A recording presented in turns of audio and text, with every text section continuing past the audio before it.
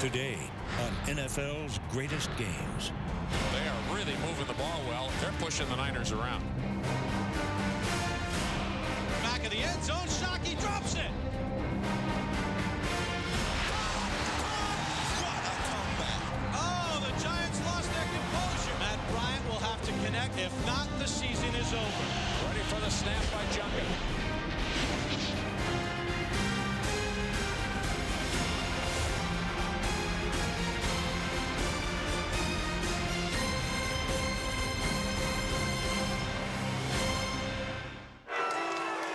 The New York Giants and the San Francisco 49ers.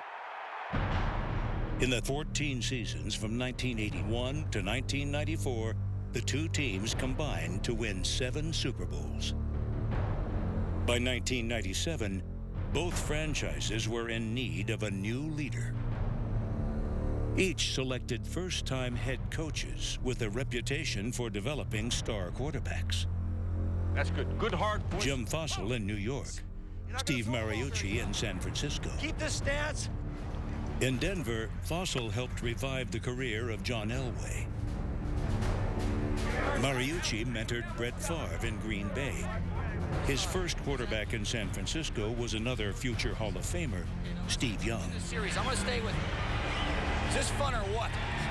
It's really all right. In their first 2 years together, the 49ers had a lot of fun and won a lot of games. But in their third, everything came crashing down. When Steve Young got hurt against Arizona on Monday night, we were really at odds with where do we go now. Steve Young never played again, and Steve Mariucci's quarterback was now a 29-year-old NFL rookie named Jeff Garcia. Jeff Garcia didn't get recruited out of high school. He went to junior college to play for his dad.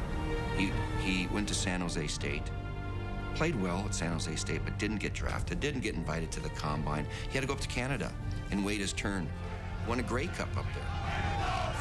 I'll be honest with you, Bill Walsh felt really strongly about giving him a workout. I grew up a big fan of the 49ers. They were my team. Joe Montana was my idol. For me to now follow in the footsteps of Joe Montana, Steve Young, it was crazy in the sense that I knew that there were large expectations that were placed upon the position. I remember my first start, the butterflies, the anxiousness, the excitement that was going through me, and things went well that day. We end up beating what ends up being a Super Bowl team that year, and I'm thinking, okay, I can do this thing. That was the last highlight of that season for me, basically. The 49ers lost 11 of their final 12 games. Garcia's future in San Francisco was called into question. What are you thinking there? I was thinking, well, I was looking at what the defenders were doing, and then tight end flashed in front of linebacker, and I just tried to put it on his chest. Yeah. You sit tight right now. We're gonna consider putting the other guy in for a change of pace here, okay? How does it work for his confidence for next week? Or do we look for another guy? We decided to stay with Jeff because he was more athletic. Proved to be the right decision because he's smart and tough and just fearless. In 2000, Garcia set the franchise record for most passing yards in a season. In 2001, the 49ers finished 12-4.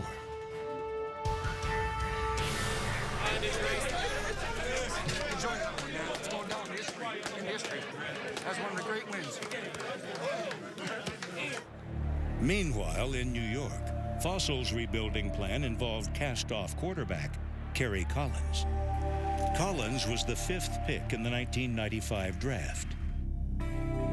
He led an expansion team to the NFC Championship game in just his second year. But in his 4th season, his career imploded. He was released by both the Panthers and the Saints and ended the year as a free agent. The organization brought his name, and my first thought was no. But I said, let me sit down and talk to him. My goal was to open the door for him to blame everybody else on his problems. And he did not. I went through, a period of my life where, I wasn't making very good decisions. By the time I got to New York, I righted the ship, so to speak. I grew up a little bit.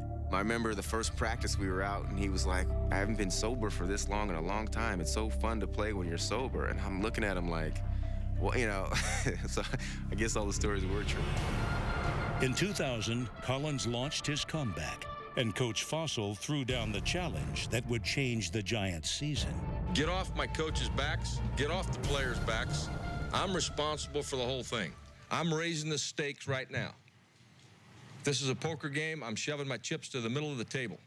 I'm raising the ante. Anybody wants in, get in. Anybody wants out, can get out. Okay?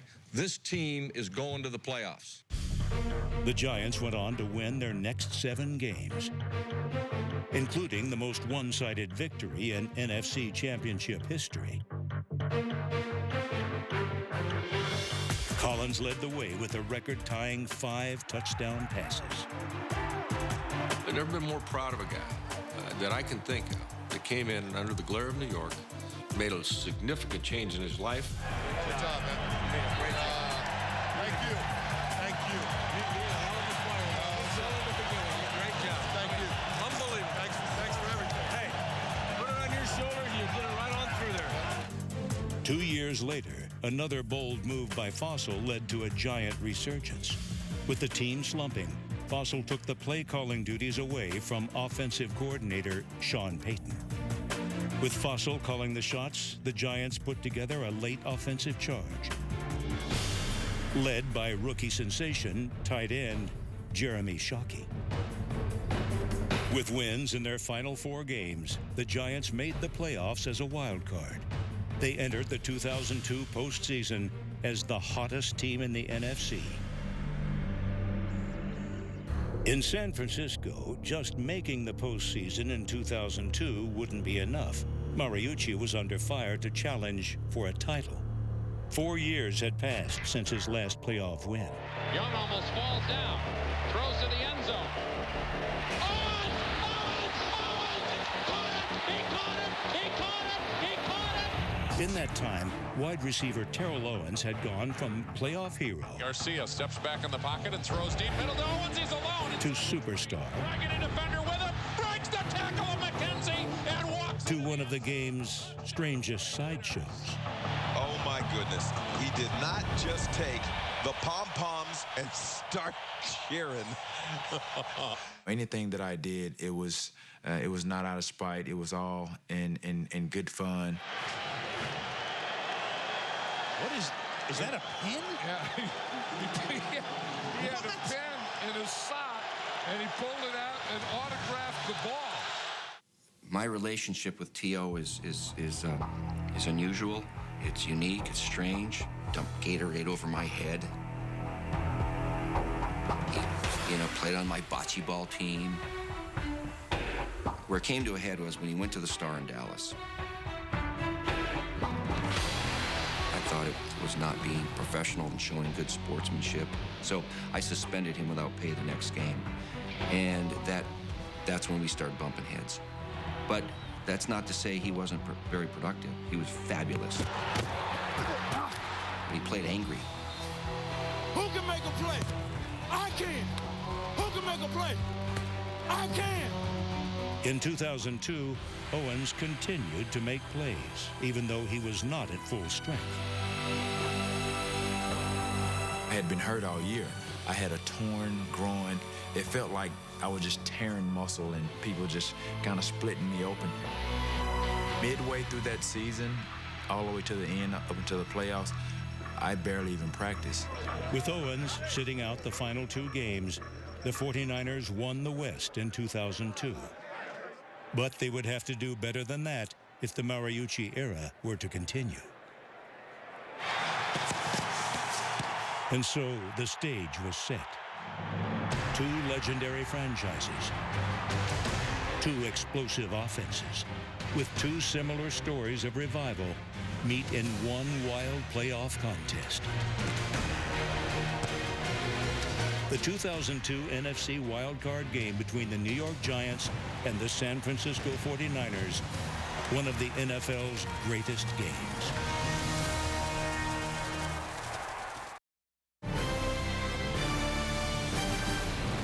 When I got to the stadium, I get into the locker room. I'm looking, and our kicker, Jeff Chandler, is on the table, and he's like in tears. And they all come to me, Coach, Chandler got hurt. I went, what? What? And Jeremy Newberry's a little psychotic, all right? I scare people. I don't get scared, baby. He was threatening Jeff Chandler's life. If you can't kick today, you're dead, mate. I mean, I'm going, what's going on in here? And we had to make a lot of decisions based on a rookie kicker who's got an ankle taped up. All right, let's play ball. Yeah, we get to see real quickly how sprained that ankle is of Jeff Chandler's. Kicks it down to about the 4-yard line, and it is taken there and brought back by the Giants at the 23, maybe the 24-yard line. The Giants offense opened the game by featuring running back and emerging star Tiki Barber. When we drafted him, we were looking for a return man and a third down back. I wasn't sure he could be an every down back. I didn't know that. 01 and 02, he really proved to everybody that he could be that every down guy. He, to me, was as big a part of what we did than anybody else on the team. Of the first 7 plays, Barber touched the ball 6 times.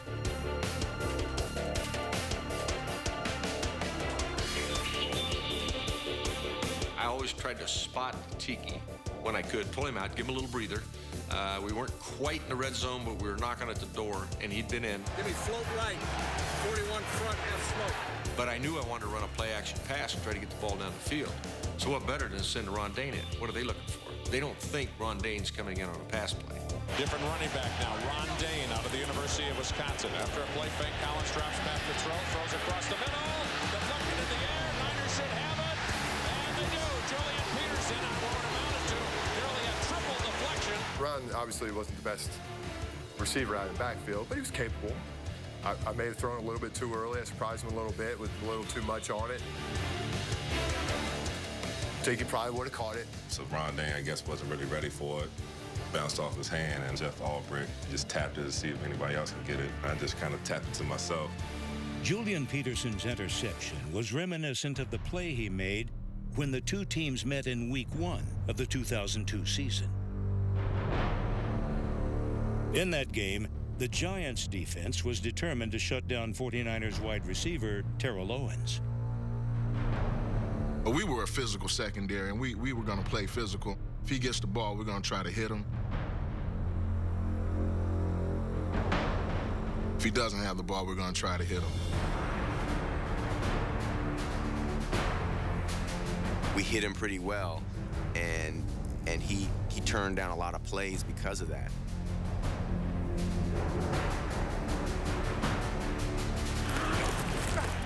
But in the 4th quarter, with the game tied at 13, Owens' 33-yard catch and run led to the game-winning field goal. Owens proved on his first play in the rematch, even injured, he won't be kept down. For center Garcia, one man in the backfield, Hurst. Throws to the right side. He's got a receiver at the 35. Breaking away is Owens. Can they catch him? He's at the 40. He's to the 30. Cuts in the middle of the 20. Down to the 10. 5. Touchdown 49ers. 76-yard touchdown play. Will Allen, Mike Barrow. They couldn't stop it from being completed. And then he just beat him downfield. It was a curl route. I remember 12 yards, come back to the quarterback. I remember catching the ball and 2 guys trying to hit me, and they bounced off, and I started running. As I started to open up to accelerate, I felt a shearing in my abdomen and in my groin area, so that's why I started to weave to prevent the guys from catching up. You say, that's why this guy plays for us, because yeah, he might be high maintenance once in a while, but this is what he does on the football field. He's hard to tackle, nobody can catch him in the open field, and he goes 76 yards on the first play of the game.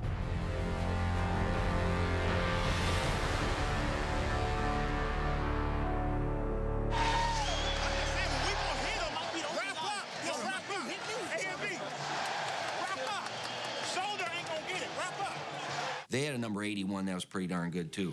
Monty Toomer, who was from right here in the Bay Area. My high school coach got awarded at halftime, so all my high school younger teammates were there, and a lot of people were there. So for me, the opportunity to play at Candlestick Park and to be like a featured player, it was definitely a day that I'll never forget. We had plans going into that game to put Jason Webster on a Monty Toomer and roll to him and double him and leave a Mud Plummer alone on the other side. And when we lost Jason, we kind of got discombobulated in what we were able to do, and they shredded us for a while.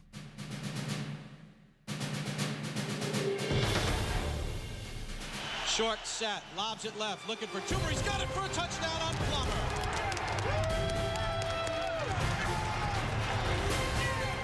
I remember I was going down the sideline with Ahmed Plummer, and I knew he wasn't paying attention because he knew that I could have went over the top, so he was trying to get close to me. And as the ball came in the air, he wasn't even paying attention. I just adjusted to the ball. Plummer had the coverage, and Plummer was not able to turn around and see that the ball was coming right at him, a 12-yard touchdown pass. It's like a fade stop. They threw it short. The defender was not looking at the ball, and just a nice adjustment for the touchdown.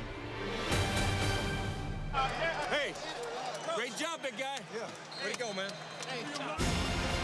Up next, another Giant offensive weapon makes his presence felt.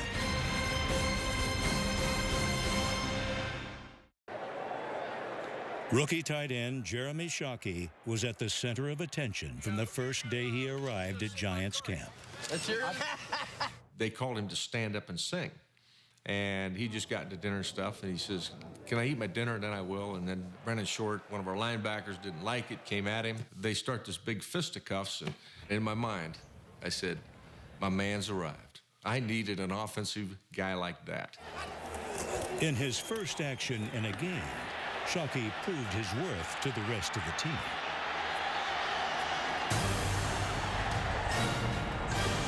Brandon Short and Michael Strahan, they're standing behind me. Both of them kind of shook me and said, "Coach, that's a guy we needed on this team for a while." I said, "You're right." In the 2002 NFC wildcard game, the player in charge of shutting down Shockey was 49ers linebacker Julian Peterson. Julian was so important to our game plan because he had this amazing ability to cover tight ends with speed and size. Collins drops back, has time, looks, sidearms it over the middle, and the pass nearly intercepted. Shockey got knocked down. Saw the route, broke on the route perfectly. I just didn't expect the ball to come so quickly to him, and I was expecting actually more contact from Shockey, but I guess he hit the ground. They were just all over Jeremy Shockey. We banged him around. That's what we were going to do. We were going to bang that kid around, see if we could get him frustrated, see if we could get him to lose his cool. They were roughing him up. I mean, they were holding him. And I remember in the game complaining about it. They're holding him. So when I wasn't getting the calls for holding and pass interference, then I started moving him outside more.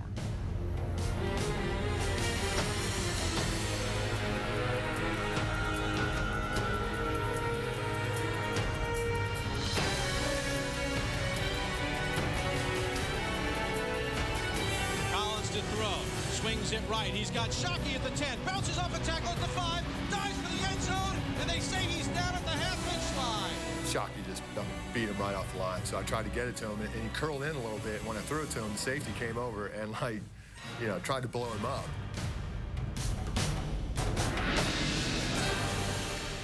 You know what? At the end of that play, Jeremy Shockey intentionally went after Julian Peterson. I thought he could have had a touchdown, but he saw number 98 over there and headed straight for him. I'm like, okay, this guy's really going to try to run over me to get in the end zone and make it a highlight reel on me. So I'm like, oh, it's not going to happen today, not on this guy. He collided. I made sure I hit him and block off the end zone. He didn't get in there. And he was feeling good, like he did something real good. But, I mean, if you notice at the end of the play, his chin strap was all the way up to his nose. And my chin strap is still buckled up nice and neat. So, you know, that lets you know who got the best of that hit. Shockey might not have achieved his goal on that play, but he was intent on finishing the job. Takes the snap, looks left, lobs it left, looking for Shockey. He's got it for a touchdown right over the defender. He's simply jumped up over Parrish, who couldn't deal with his size. Shockey is 6'5", 252. So what a drive by the Giants, 61 yards, and they take the lead with 12:19 to go here in the second quarter. We're not stopping, Shock. We're not stopping. Scored on double C. That's how I picked him up, though. I wanted more to score. Took that one personal. Coming up, the Giants' first half scoring explosion continues. The Giants' brash rookie tight end had given them a 14-7 lead. The 49ers' dynamic pass catcher was poised to respond. Pass to the right sideline, caught by Owens at the 40, then steps out of bounds at the 43, and does a great acting job as Stoutmire barely touches him, and Owens goes down. So, a nice try, but no penalty flag. That was pretty good. Terrell Owens had the Giants' attention, and quarterback Jeff Garcia used that to his advantage. And after a play fake rolling out to the left is Garcia. He's got a blocker in front of him. Deasy's across midfield, and he's pulled down at the 46-yard line of the Giants from behind. That was a design play from the start, because they noticed that the Giants almost every play are rotating the secondary in the direction of Terrell Owens. I'm not your everyday style of quarterback. I'm definitely a guy who feels comfortable moving around. I felt like our offensive line did an outstanding job against a very good defensive line. Scott Gregg against Strahan basically held him in check. You know, most quarterbacks are going to set up 7 yards deep. By the time they throw it, they're going to be at 5 yards. For Jeff, he's like a little jitterbug. He's all over the place. You never know what to expect. He goes to the right. Jeff's going to run for it. He's inside the 40, 35, all the way down to the 33. The unexpected continued to keep the Giants' defense off balance. Around to Owens. Owens looks like he's going to throw, and he is. He's got a man at the 10, and is caught. And trying to get away is Streets, and he works his way to the 8. T.O. would always say, I can throw. I'll be darned if we don't do that early, and away he goes, and he throws that thing from the run. He didn't pull up, and he hit Ty Streets down the right sideline. Unbelievable. Oh, yeah, we never heard the end of it there. You know, you should have been doing that earlier. Little side arm. I had to see through everything. Side arm, man. Quarterback now. So I got my popcorn. I'm ready for something else. Straight back drop by Garcia. Looking for somebody to be open. Nobody is. He cuts to the right, heads for the sidelines, cuts inside. Bennett, he's got a chance. He's on the goal line. Touchdown, 49ers! No, the officials calling him down. On the next play, Kevin Barlow was also ruled down short of the goal line. Clock's running, Jeff. We got to get him in the huddle. We're going to go past 96, Zeke. We'll review it, but in case we don't. Are we saying challenge it? Challenge it?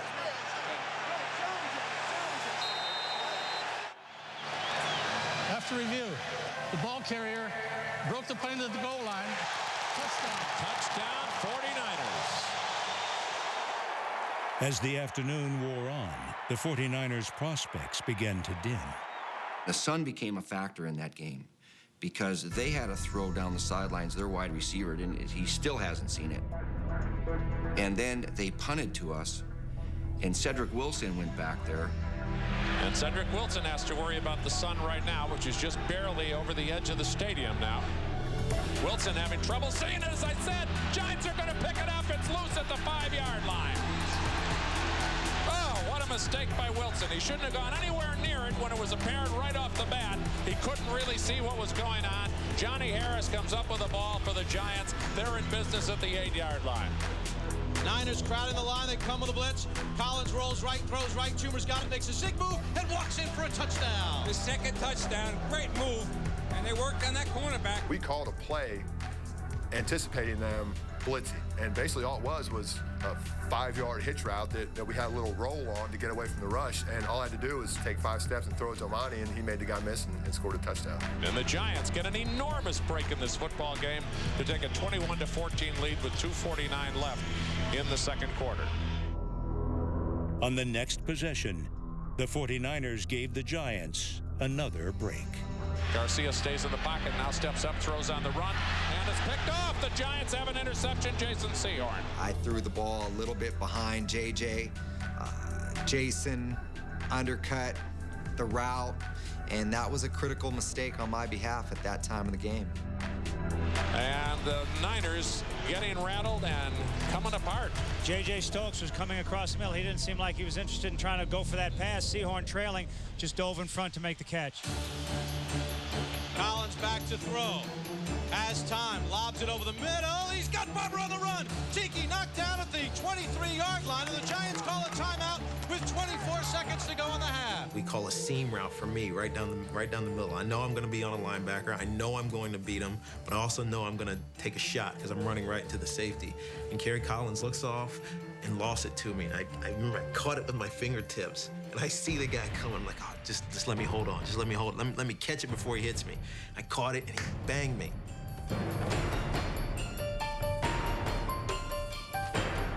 Got back up and was like, all right, we're good. We're scoring a field goal at least. With 21 seconds to go in the half, the Giants leading it 21-14, looking for more.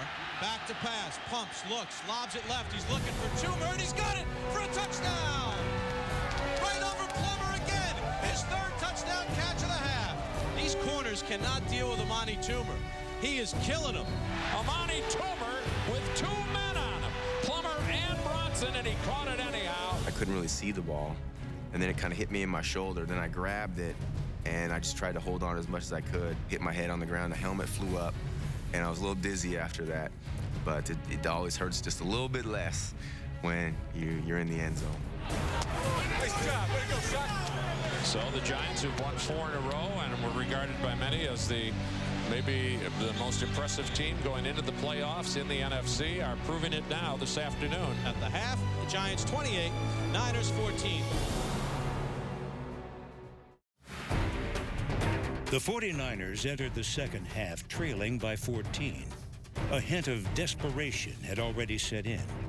On 3rd and 2, Terrell Owens was stopped short of the first down, forcing Steve Mariucci to make a tough decision. So how aggressive do the Niners want to be today, trailing by 2 touchdowns and a foot to go? I think it's a time to send a statement, Gary, and they need to go for it. And Mariucci just did that. Handoff Beasley into the line, and he did not get it. Wow. He lost a half yard.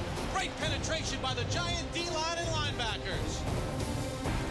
The Giants' defense had made a stand, but at a cost. Defensive end Kenny Holmes, who had made the tackle on the play, injured his shoulder and left the game. He was one of our star players. He was a guy that we really needed and counted on.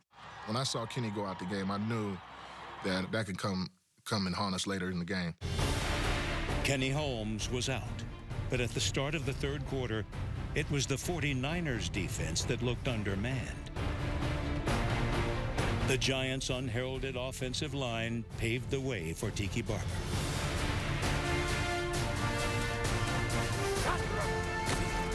Blitz on, they give for Barber, runs right, Tiki to the goal line, touchdown Giants. Boy, was that easy. Woo. Our offensive line was phenomenal. Despite Joe Theismann's proclamation that we had the worst offensive line in the NFL, they knew how to block for me. We run a quick draw, so it's a quick step over draw. I side jump someone in the line scrimmage, and it was just wide open. I walked into the end zone, blew a kiss like I always did when I scored touchdowns, and I'm thinking, we are on our way. My brother better watch out. We are going to Tampa, and you know what, the interesting thing, my manager, and obviously I didn't get the message until after the game, but he called me right after that touchdown. He's like, you guys are unstoppable. I'm buying my ticket to Tampa right now. On the next possession, the 49ers went 3 and out. They certainly had the look of a beaten team.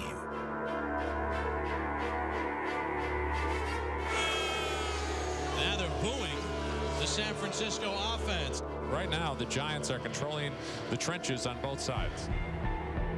I'm sure a bit of uncertainty had crept into our minds, definitely into the fans, because I believe a lot of them started to leave at that time in the game.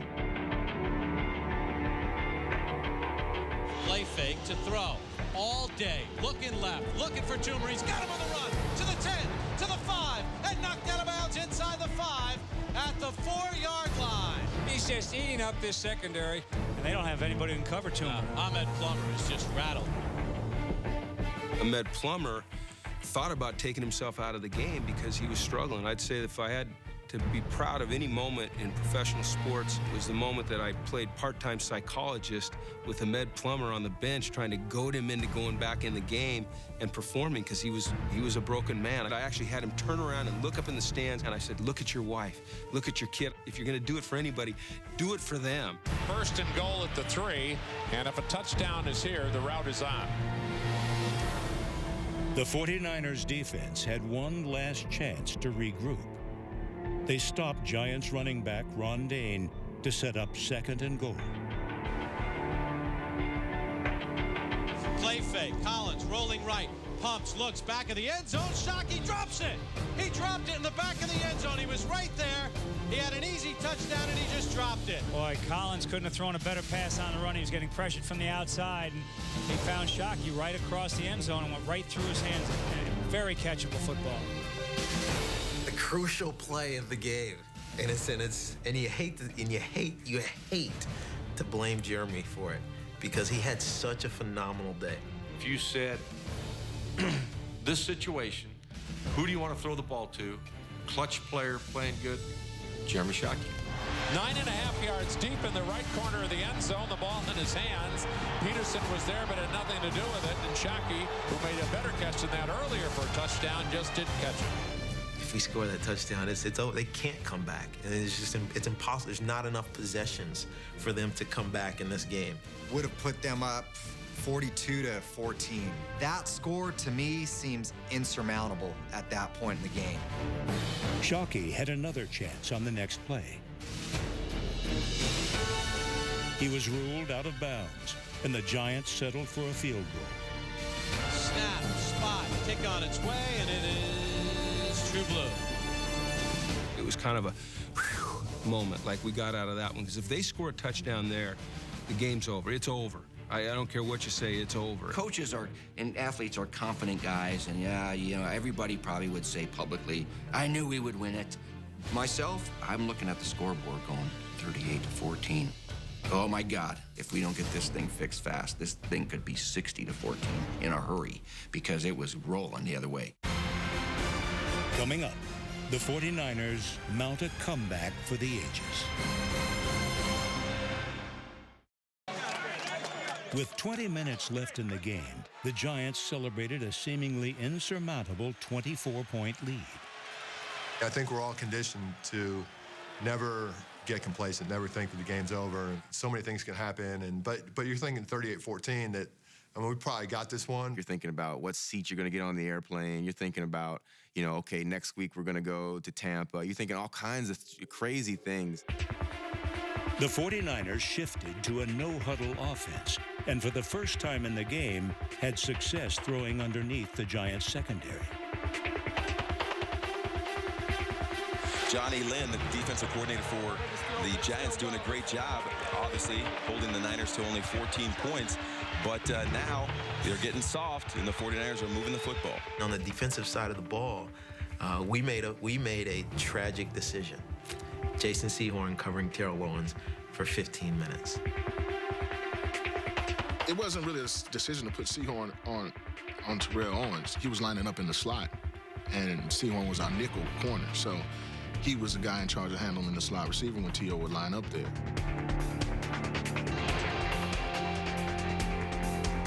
Straight back drop by Garcia. Throws quickly across the middle. Caught by Owens. Breaks the tackle. Gets inside the 10, down to the 5. Dives to the goal line. Touchdown, 49ers. He beat Stoudemire and Allen. Both had a run at him. Sehorn was the first man that should have had him. Sehorn is a big corner at 6'2", 213 pounds. The power of Terrell Owens, he just drags him for about 3 yards before he breaks loose for the touchdown. That was a little too easy, if you ask me. 7 plays, 70 yards, and only 2:24 on the clock. The Giants went into that, sort of prevent, don't give up the big play. But with the way they've been playing defense and demoralizing San Francisco, why give them any sign of life? Why give them positive plays? You're still not panicking. 38-20. It's professional football. It's hard to come back from that type of deficit in the time frame that they have. On the ensuing 2-point conversion, Michael Strahan decided to share his feelings with Owens and the 49ers. Why, 90? Garcia throws to the goal line, caught by Owens for the 2 points. Mike Strahan saying to Terrell Owens, you want to strut, or while you strut, look up at the scoreboard. How many times have you seen a game and the team is losing and the game is over and the guy is, motioning because he did something? It's like, you're losing. What's the point? You're still losing. I think he said, look at the scoreboard. You guys are losing. And so I don't think I said too much because I looked at the scoreboard and he was correct. I thought T.O. handled that one very well. That one. Strahan going over and telling him, look at the scoreboard. I'm like, oh, that's like trash. That's like fatal. You can't do it unless the game is over. And they had a lot of time left. That got us all fired up. Like, oh no, we just not gonna just lay down. We don't care what the score is. The clock hasn't stopped. The fat lady hasn't sang. And I'll tell you another thing that was maybe probably an omen to this. Day or two before the game, I saw the greatest comebacks in playoff history. And I saw that Buffalo-Houston Oilers game. And I still remember this to this day. I was just like, man, that must be a terrible feeling. A lot of time left. Hey, all we need is 2 more touchdowns. 2 more touchdowns. A lot of time left, all right? For me, as the defensive coordinator, it was a time to say, you know what, shoot your guns. Empty the chambers. Whatever you got, let it fly. Because if we lose this thing and you've still got bullets in the chamber, you're going to want to use one on yourself. Toomer was eating us up, and Ahmed had kind of regathered himself. And we put Ahmed on the receiver opposite of Toomer, and we went back to our original plan. So let's roll up on Toomer. Ahmed, grow up. Go cover this other guy. You're on your own. We blitz John Keith off the edge, our strong safety. Tiki breaks to the outside, and he's caught by John Keith behind the line of scrimmage. 3rd down, 11 yards to go. Big play for both sides. Back to throw Collins. Again, gets a lot of time. Steps up, steps back. He's going to take a sack. Engelberger. Here's the punt. It's high, but it's short. Way short. 49ers come way up on it, take it at the 41-yard line. And we're going to get a penalty flag here as Sutherland made the catch. He got hit by Dhani Jones, and let's see what the flag is about. At the end of the play, personal foul. How things can change in the NFL. I always felt in control of the game until that happened. Until that series happened. And I'm thinking, okay, this crowd's turned. The fans were booing the Niners, offense and defense, about 5 minutes ago. Now they're back into it. When momentum shifts, man, it shifts fast. And bootleg by Garcia. He only needs a block to go in from Stokes. He's in. Touchdown 49ers. What a fake, huh? Nice play, huh? It was a play that I've always loved. It was one of those things where it worked exactly how you draw it up. You're showing the ball, the defensive end tackles your back, and J.J. Stokes made a beautiful block on the outside. So just a few minutes ago, people are contemplating, well, what about Steve Mariucci and his job security? How about his job security if the 49ers are able to come back? 38-28. Giant lead is down to 10. Niners will go for 2 again. We're going for 2. We're going for 2. Tell all your cronies over there. Pump fake. Garcia looks around, starts to run, throws to the end zone. Caught. They got another 2-pointer to Owens. How about this? It's 38-30 with 14:55 remaining, and this is going to be all sorts of fun. As San Francisco has scored 16 points in the snap of a finger. Lots of time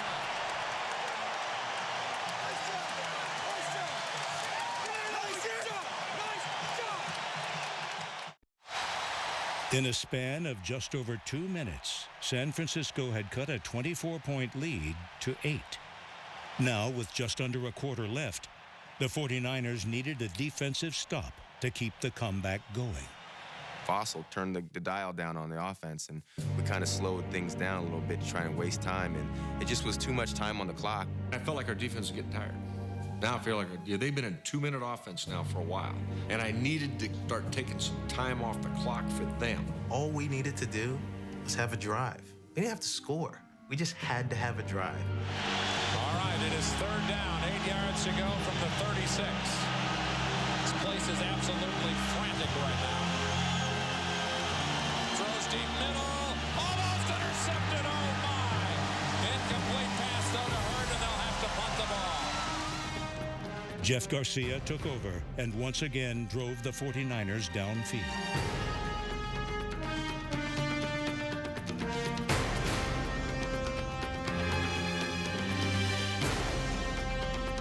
Jeff rolls out to the right again. Wants to throw, throws on the run. He's got a receiver, and it's all the way inside the 40, down to the 38. Cedric Wilson was already down. That should be a dead ball. The Giants claiming that they're going to get it. He had lost the ball, but he was already down. His right knee was down, and then the ball did come out. Could you imagine if that was ruled a fumble? On 3rd down from the Giants' 29, Garcia was stopped short of the first down. 4th and real short. 4th and real short. We'll go for it. Well, I got a kicker over there that's got a wrapped up ankle, and he's a rookie anyway, and I know he probably doesn't want to go in the game trying to kick this thing. So let's go for it, huh? 4th and a foot, 29-yard line of the Giants. As big a play as we've had all day is coming up right now for San Francisco. All right, let's see. The Giants have been terrific on the defensive line against short yardage plays today. Garcia back to throw. Nobody open. Now he flips it over the middle. He got it. It's a catch at the 26-yard line. 1st down. Primary receiver was covered, and he had to move around like he did, and he found Ty Streets. Boof, 4-yard gain, move the sticks. That was big, because if we don't make that one, let's go home. Wow, that was a dangerous situation, because for just a moment, Jeff was about out of options. Giants are sucking wind. They're running out of gas. See if the Niners keep Garcia and the offense moving around to wear him out a little bit more.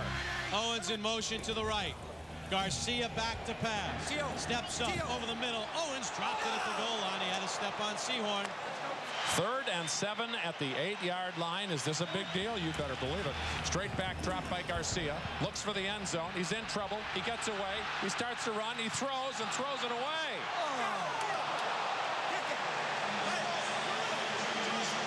Yeah, I had to kick a field goal. Sooner or later, I had to get that kid out there and kick it. Jeff, lots of time, big guy. We got all day left here. Nice job. All right, we mentioned the problems that Chandler had in the pregame warm-up. This is a short field goal. Kick is up, and he better make it. It's a big deal. He does. 25-yard field goal. Makes it 38-33 with 7:49 to go in the game. After scoring 6 times in 7 possessions, the Giants' offense had disappeared. In their last 2 drives, they failed to get a first down. Now, with the game on the line, Fossil reopened the offense.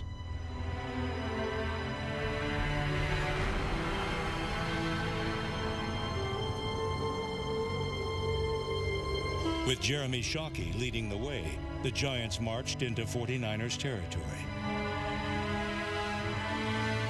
The give for Barber, off left guard, shoot through a hole. Ziggy breaks it to the outside, cuts it back and tackled at the 32, a gain of 11. You know, it's just like we were a step away. I remember a crease opening up, and I was like, all right, this is the long run that we've needed for a quarter and a half, and then we got tripped up. Now it's 3rd and 2 for the Giants at the 25. With 4 minutes to go, this is a gigantic play in this football game. They give it a Tiki, and he tries to squirm through, and they got him. No, he loses a yard. So they'll almost certainly go for the field goal with 3:25 to go. The week of the game, the Giants signed, out of retirement, number 48, long snapper Trey Junkin. The Giants had struggled with long snapping all year. They had tried 4 different snappers during the regular season, and by the end of it, they were still looking for one more.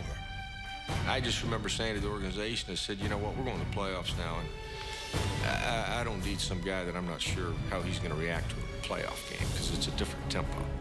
I said, I'm more comfortable with Trey Junkin. He's one of the greatest snappers in the history of the NFL. Played 19 years. I like Trey. I really do. He came in. He's a consummate professional. He has been doing this for 20 years. You literally have no doubt that he's going to do exactly what he was brought in to do.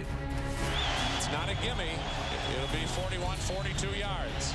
There it is. It's a bad snap. The kick is away. Doesn't look good. It isn't. He missed it wide left. The Giants bringing in Trey Junkin at age 41 this week to be their long snapper, and it was a bad snap. It was low. The holder had problems with it, and the kick was poor. And so the Niners can win it with a touchdown. Matt Allen is the holder. He's the punter. The only reason he's kept his job as a punter because they say he's the best holding guy out there, and he did a pretty good job getting it. But how about Trey Junkin? 41 years old, has been out of the league all year long, and then he screws it up. Anytime you have something bad like that, like a bad snap or something, and everything else is going wrong, you do go, oh boy. And I've always said, the long snapper on a football team might be the second most important guy on your team, next to your starting quarterback. If you don't have a long snapper, you are dog meat. The snap was wide, and now here we go. Let's go win this thing.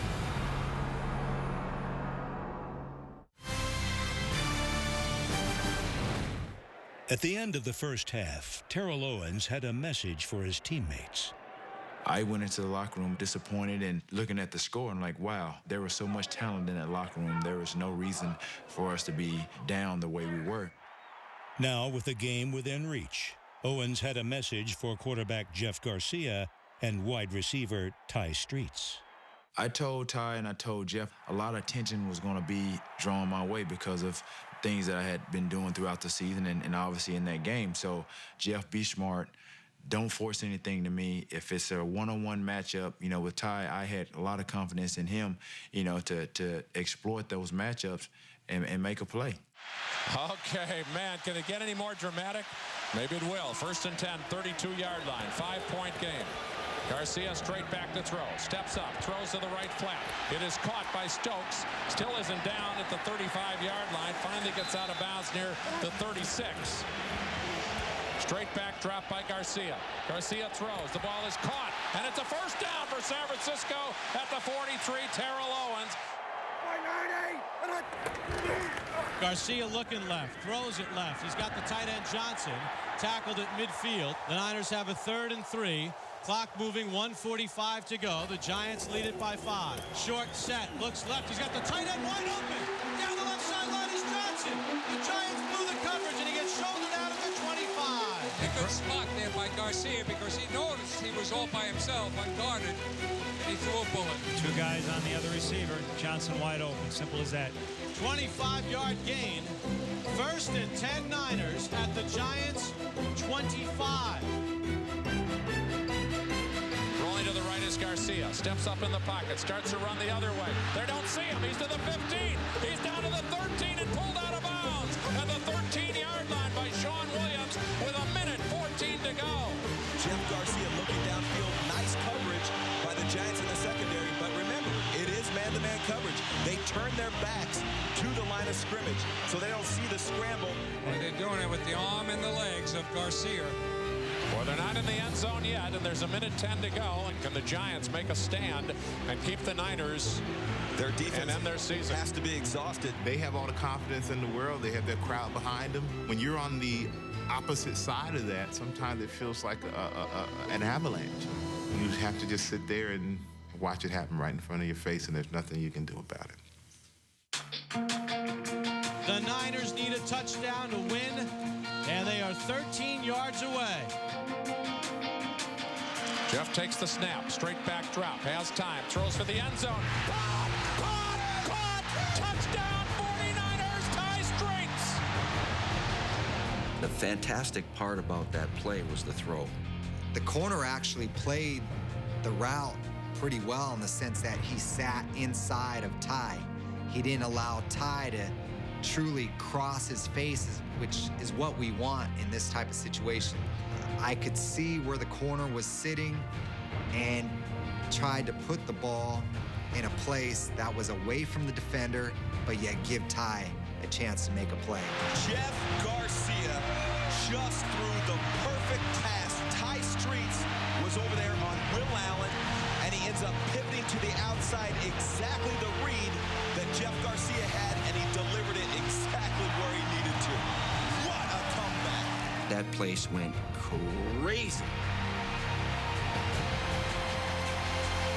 The Giants have squandered a 38-14 lead, and with 1 minute to go, San Francisco leads it 39-38. I'm kind of just kneeling down in the back of the end zone, kind of just taking it all in. T.O. comes by, has some words to say, you know, which should have been expected. And then he just kept going, and I kind of just lost my composure. Terrell Owens on that play after the touchdown started taunting Sean Williams, and Sean Williams attacked him. Get him, get him, get him. They're still going at it. They need to get Sean Williams out of there. Number 81, offense, unsportsmanlike conduct. Number 36, unnecessary roughness, defense. And a huge mistake by Sean Williams, because that 15 yards would have just been invaluable. Emotionally, I think we watched a huge lead go downhill. And anytime that happens and you get a guy on the other team who's mouthing off at you, and knowing Sean Williams, I wasn't surprised at what he did. Those guys had been talking a lot of trash with me all day, and they kind of knew what I was doing a little bit, trying to, you know, edge him on a little bit, antagonize him.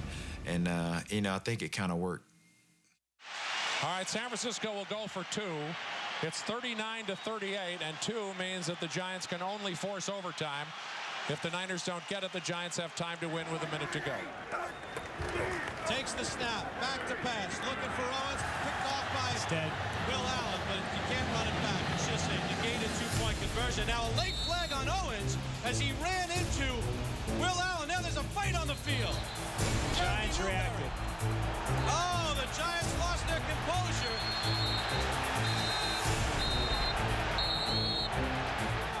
My hands were all over this football game.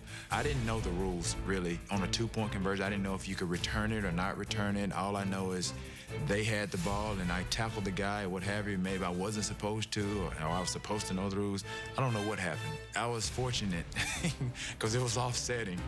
Same exact situations. If the Giants don't retaliate, they're going to gain 15 yards, and they can't keep their cool.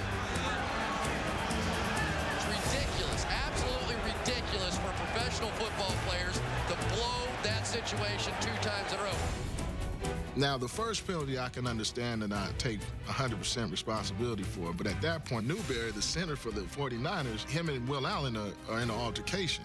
My guy, Newberry, who was about to wring the kicker's neck before the game started, he's over there. That didn't surprise me at all. Newberry's always around that stuff. I'm looking at my teammate fighting a huge man, and I wasn't going to just sit by and watch.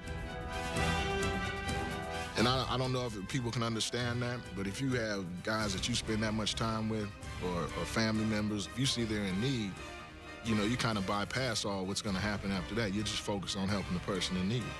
Like, dude, relax, calm down. You're not going to get this guy during the game, and it's going to be legal. I'd rather you beat him up in the parking lot after. Unnecessary roughness, number 81, San Francisco. Unnecessary roughness, number 36 of New York. By virtue of his actions, number 36 has disqualified himself. That probably is as disappointing to me as anything. That was more disappointing than missing the field goal here, doing this. You got to have composure. You got to have the composure. You have aggressive penalties, which I'll live with a little bit, okay? Hitting the quarterback late and hitting the guy out of bounds late, that's just aggressive. That's the nature of the game. Now, I won't tolerate it if you do it all the time, okay? And then you get stupid penalties, lining up wrong, false starts, that type of stuff. And then you get selfish penalties. And that's when you lose your composure, you take it upon yourself, you're not thinking team, you're not thinking anybody else. You can't have that penalty. That 15 yards would have been huge for us, huge at that time. And now here's more junk after the play. unbelievable that would continue. But at least his teammates here. Now, Chris Bober's going to beat up his own guy. At least Bober knows what's going on. Jim Fossil needs to get a hold of this team and get them under control. The lack of composure, the lack of discipline was a telling sign towards Jim, unfortunately, because it was and was not his fault. It's not his fault, obviously, because you can't control what men do and how they react to stressful situations. But it is his fault because at some point he should have found a way, like he had always done in the past, to snap us back into focus. He had a saying, it's one of my favorite sayings and still is to this day. He said, gentlemen, when we go out there, you have one thing to keep in mind. You either focus or we know what happened in San Francisco. Coming up, the game's shocking conclusion. Ready for the snap by Junkin.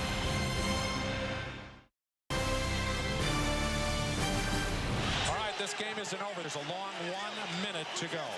1 minute is a lot of time, and the Giants have 2 timeouts, and they only need to get a field goal. You had to settle everybody down and kick off with my injured kicker. Chandler to kick off from the 30. End-over-end kick, not deep. Delvin Joyce from his own 15. Swings his way to the 30, 35, 40, up to the 45, and tackled at the 47. I couldn't believe it, and I figured sooner or later this kicker was going to get us. He didn't miss a field goal, but he missed some kickoffs, and the last kickoff was awful and set up a real good field position for them, and now we're just holding our breath. And with 53 seconds to go, the Giants only need a field goal. They don't need a lot of yardage just to set up the field goal, and the first pass is caught at the 42-yard line, and now San Francisco's in trouble. My career is going to be over as a coordinator if these guys score. You know, I'm too young for my career in the National Football League. Somebody make a play. Somebody stop them. Something happened. Can the Niners stop him? Collins goes back to throw. All the time in the world. Way down the left sideline. It is. It is stopped at no and dropped. Ahmed Plummer nearly seals the game with an interception. Ahmed plays it perfectly. He turns right into it, has it in his hands. Almost a catch, almost an interception, almost kills the game right there. Man, hold on to the ball and the game's over, and instead he couldn't, and with 22 seconds to go, the Giants are alive. Collins in a shotgun, takes the snap, drops back, looking to throw, swings it left. He's got Dixon at the 30, tackled at the 28. We were moving the ball, and I thought, you know, where do we have to get to? I want to dig ourselves in as far as we possibly can to make this as convenient for the kicker and the snapper and everybody else. The season comes down to 9 seconds. Back to pass, looking left, throwing left. He's got Toomer, he gets out of bounds at the 23-yard line with 6 seconds to go. You got to kick it now, Bobby. I was feeling good about things, regardless of everything that's happening in the ball game. We're in a spot to win. And we got a 41-yard field goal, and we're in the NFL. We're making it.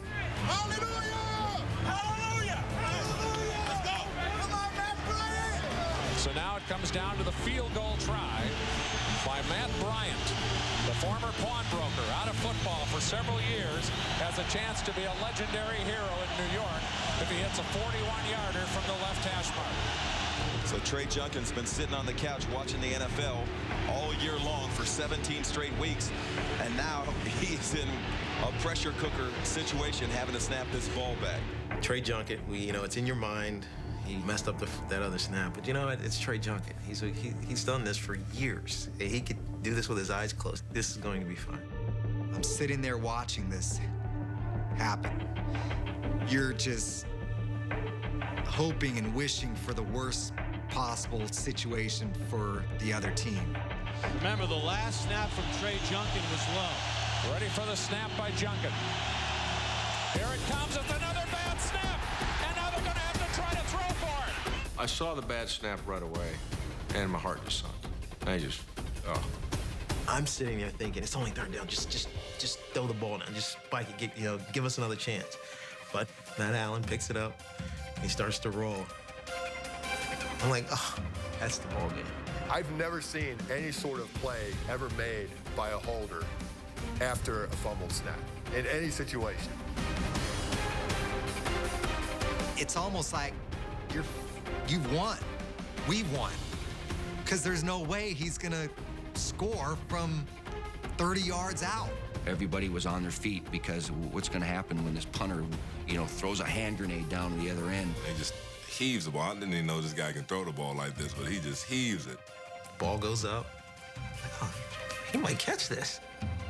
He's going to throw it into the end zone. There's a giant there. It's incomplete. Are they going to call interference? Oh, it's a flag.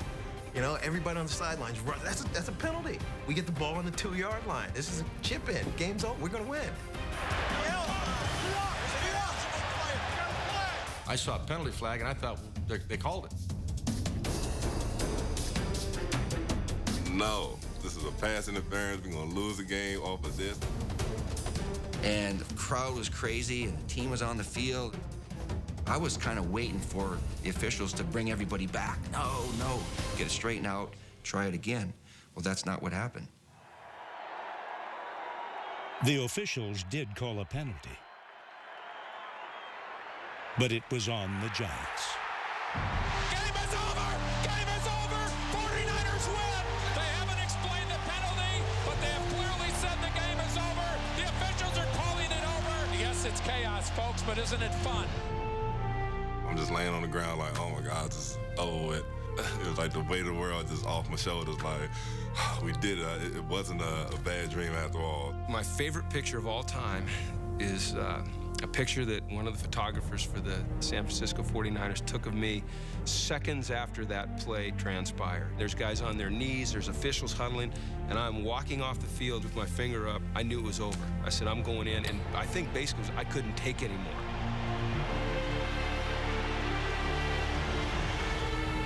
I was relieved, honestly, because people don't know throughout that whole game how badly that I was hurting. That was by far the best game and biggest comeback that I had ever come back from.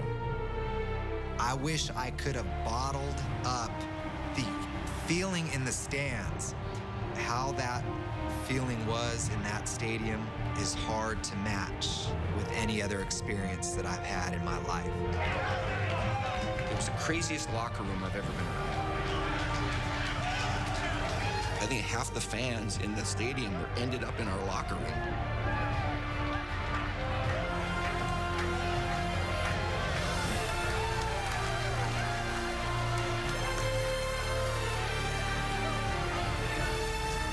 We got all kinds of women in here. You guys, make sure you get out of here shortly, all right? How about this guy? Remember what Bill said last night? Keep your poise. Huh? Do we keep our poise? Yeah!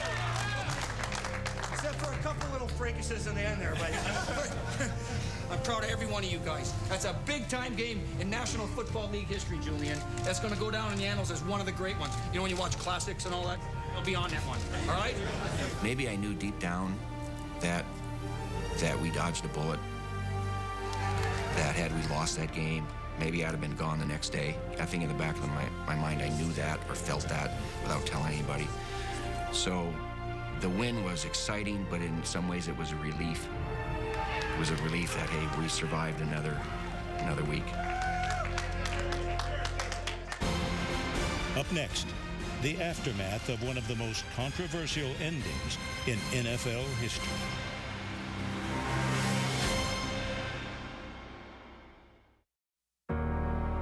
Special teams was a problem all year.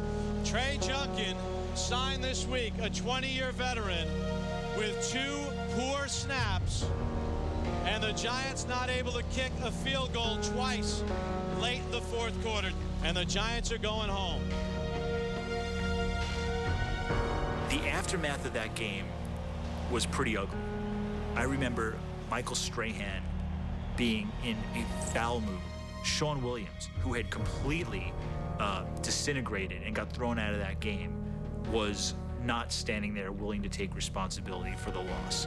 Matt Allen, the holder, the next day is blaming the coaching staff for not preparing him for what to do in that situation. Jim Fossil is blaming Ernie Accorsi for not paying enough attention to the kicking game.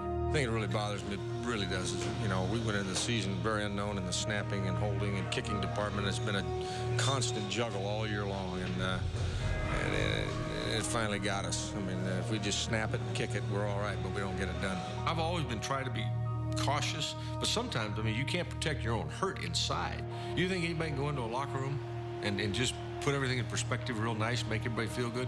Doesn't happen. You're kidding yourself if you think you're going to go in and make everybody feel better about that. Guys everywhere are snapping at each other, finding people to blame, except for Trey Junkin. He is standing there at his locker and basically takes the bullet for everybody. I cost 58 guys a chance to go to the Super Bowl. That's how it feels. You just witnessed my 5th and 6th bad snap of my career. My career's over. I'm done.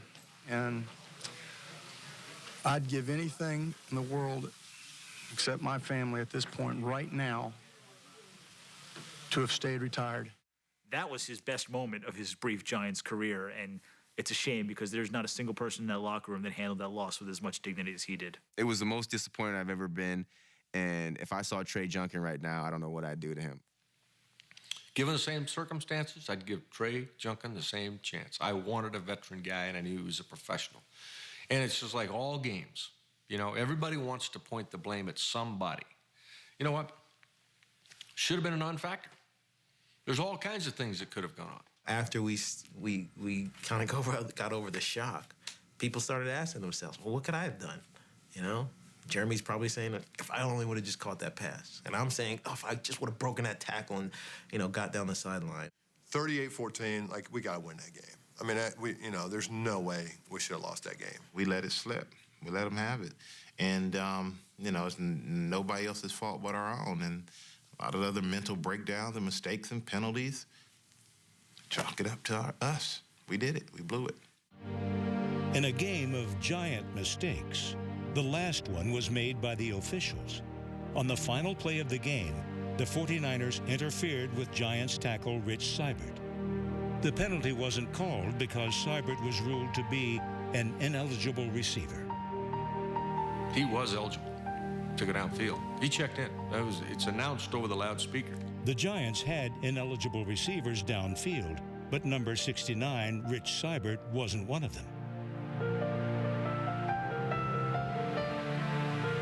Pass interference should have been called, resulting in offsetting penalties and a replaying of the down. It's one of those things where we all felt awful. We did make an admission. That's one where we did publicly say that we did miss the pass interference call. It's too late. You know, what are we gonna do? It's too late. That one stayed with us for years, man. It still bothers me to this day. I just remember that being kind of the last gasp for that team. You know, those group of guys that were together. Losses like that change the course of franchises. They do. The Giants finished 4-12 the following season, and head coach Jim Fossil resigned. 5 years after the loss to the 49ers, the Giants again entered the playoffs as a road wildcard team and got their chance at redemption. We were playing against the Tampa Bay Buccaneers when Garcia was starting. So I feel like we got Garcia back. Then we played the next week against Terrell Owens when he was with the Cowboys. And we beat them, and I feel like we got Terrell Owens back. The Giants then beat the 14-3 Packers and the 18-0 Patriots to become Super Bowl champions. But I'm just mad for all the guys that weren't able to be on that 07 team, to go on that run, to kind of get back at those guys. But Trey Junkin, back to him, I think he, I guess I don't have that much hatred towards him, but, I wouldn't call him up and take him to dinner. We wouldn't be friends on Facebook. The 49ers may have won the 2002 NFC wildcard game, but they too severed ties with 3 of the team's key members. After losing to Tampa Bay the next week, the 49ers fired Steve Mariucci. For them to pull the plug on Steve is something that I just have never understood. It just, to this day, I don't understand. I felt like we were on track to become the San Francisco 49ers that everybody expected that team to be. And Steve wasn't given the chance, and I think it's sad. Jeff Garcia and Terrell Owens played one more year with the 49ers, and then they were gone too. My 49er experience, as great as it was cut short. I feel like I've accomplished a lot with the San Francisco 49ers. I think I came up short because I didn't win a championship, but they gave me an opportunity that I'll never forget. Mariucci's 49ers may not have won a Super Bowl, but they have a place in pro football lore. Their 24-point comeback in the 2002 NFC wildcard game was the second greatest in NFL postseason history. When I think back my years in San Francisco, they were awesome. They were unbelievable. The greatest game of all was the last one. It was the last game, the great win, the comeback, come from behind 24 points. In that locker room, it was awesome. So those are the things that I remember most. I think that performance epitomizes who I am as a player. I think it just showed the grit that I've always played with, one who's never going to give up. That's been my life, that's been my career. To be able to make it happen on that stage definitely stands out. For that to be recognized as one of the great all-time games in history, it's very humbling to be a part of that.